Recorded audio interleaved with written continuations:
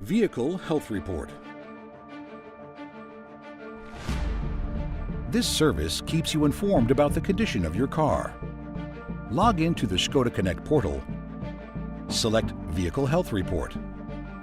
Then select Settings, where you can choose whether the report should be created based on time criteria or based on mileage.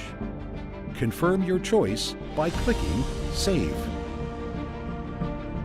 Now you can see all registered reports according to relevant categories. In case of a defect, you can use the report to track down details. Reports that are no longer needed, for example because they do not contain any events, can be deleted at any time by clicking Delete. The Vehicle Health Report can also be viewed using the Škoda Connect app. The latest report will be displayed when choosing the Vehicle Health tile. A new report can be generated by tapping on Request Report.